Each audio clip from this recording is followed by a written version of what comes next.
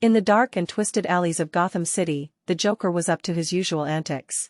Dressed in his iconic purple suit and green hair, he cackled maniacally as he skipped down the narrow streets, leaving chaos and confusion in his wake. The city had grown accustomed to the Joker's unpredictable behavior, but this time, he had a new plan in mind. He had obtained a small, run-down carnival funhouse on the outskirts of the city, and he was determined to turn it into his lair. It was the perfect place to create his own mad world, far away from the prying eyes of Batman.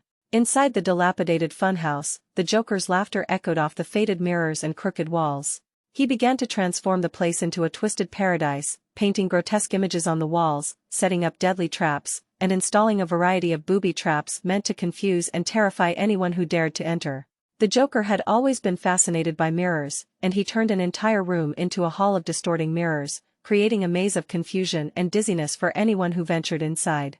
As he worked, he thought about the chaos he could create from his new hideout. One day, as the Joker was putting the finishing touches on his funhouse lair, Batman got wind of his latest scheme. The Dark Knight knew that the Joker was up to something big, and he couldn't allow the madman to gain a permanent foothold in the city.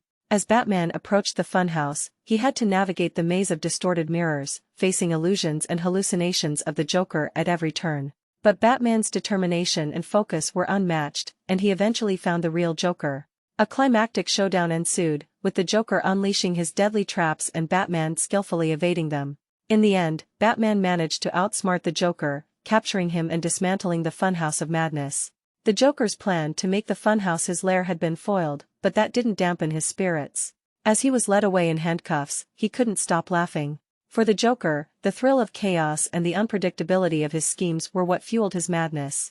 He may have lost this round, but he knew that the twisted game between him and Batman would continue, and that was all he needed to keep on laughing.